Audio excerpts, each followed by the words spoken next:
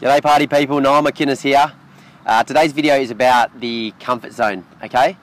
Now, Virginia Satir, who NLP, Neuro-Linguistic Programming, was based on her. She's a family therapist, or she's one of the people they based NLP on. And she said, she got this amazing quote. She talks about the comfort zone, and she actually calls it the familiarity zone, because most of the time the place that people are stuck in, that they're scared to move out of, is actually very uncomfortable. So even though we call it the comfort zone, it should be better called a familiarity zone. Now, she says that it's widely viewed that the number one instinct for humans is to steer away from death, fear of death. But in fact, people are more scared of getting out of their familiar places and the familiarity zone than they are of death, because some people will lose a partner in a relationship, and they will sooner commit suicide than they would have to face the world without that person. Humans are naturally scared of getting outside the comfort zone, because naturally we want to stay somewhere. If we're alive right now in our mind, then we're safe enough. We're moving outside that comfort zone could mean death. I mean, back in the day when we were in tribal days, getting outside the comfort zone and maybe breaking free from the tribe might mean that you pass away. You might not be able to get food or water, and so there's a natural instinct to stay right where we are if we're still alive and if we're still healthy.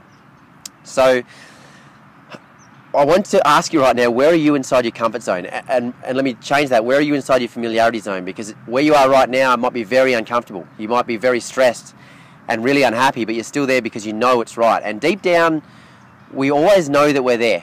Deep down, we know we have to make changes, but it's scary. It's scary to have to go to make changes, whether it's learning new skills or saying words to someone, or separating from someone that we know we need to deep down, but we're scared to do it.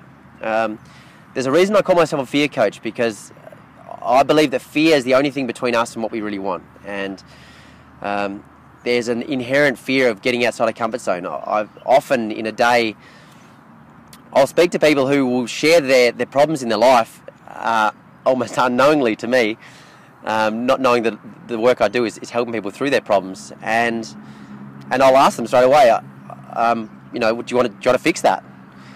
And they ask how, they ask a few questions about what I mean, and I tell them what I do. And I say, do you want to fix that problem you're talking about right now? And often they'll say, no. No, I don't want to deal with it. They're happy talking about it, but when it comes time to changing it, there's a fear in the belly. That anxiety comes in because they fear that by facing their problem, it's going to be scary, or they're going to get hurt more. Now, this video is going to go for a little bit of time, but I want to explain this. Often when we've got a problem in our life, the whole reason is we're scared of facing it, that the anxiety rises up, and it's often, I'll show it here, you'll feel it right here. It's anxiety in your belly. When you think about that problem in your life, just thinking about it, you'll start to get that anxious feeling in your belly.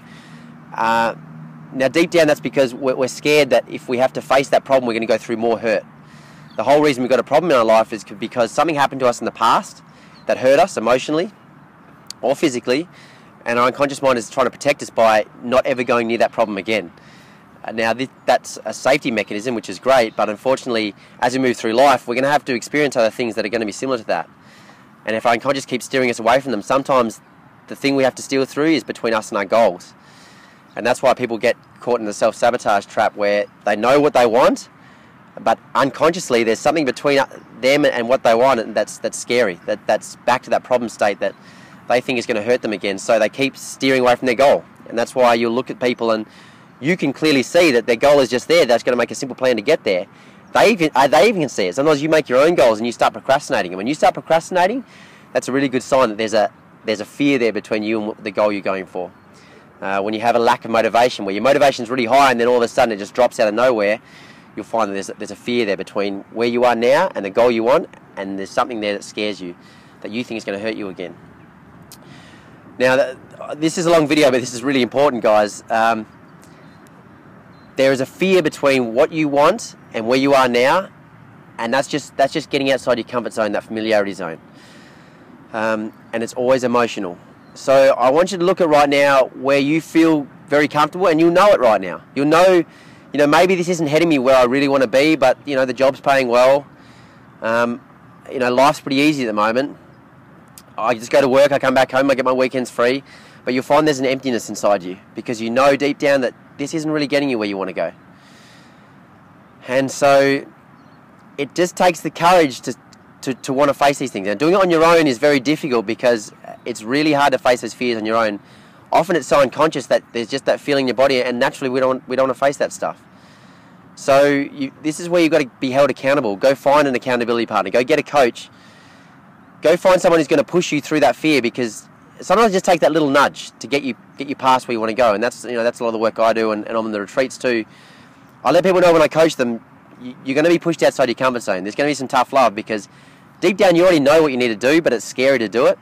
Sometimes just having that person to say the words or to give you a push is enough to get you to go through and face it. Because once you go through it and you see that you come out on the other side alive, and not only that, it was easy, your brain starts to tick over and your comfort zone expands, your familiarity zone expands, and you start to really realise that thing you're fearing for 10 or 20 years, it wasn't worth being scared of at all. So you already know those parts of your life that you're not pushing yourself. You already know them, and you already know them.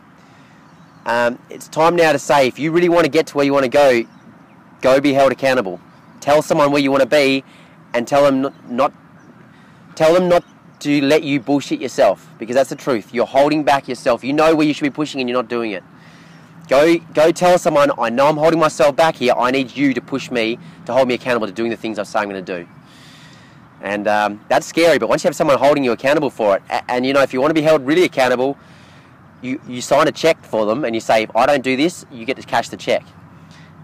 Put something very real that is more of a motivator for you, so you have to do those scary things, so that when the fear comes, the fear of losing that other thing pushes you past it. It's good to have a motivator like that. So I know this is a long video, I'm sorry for it. I hope you watch through, but this is really important. You already know where you're holding yourself back. Stop relying on yourself. If you're not getting yourself there, go get someone to hold you accountable right now. And I hope that helps some of you. Hopefully that triggers for some of you that it's time to make a change. That's my video for today, and I'll speak to you soon. Bye.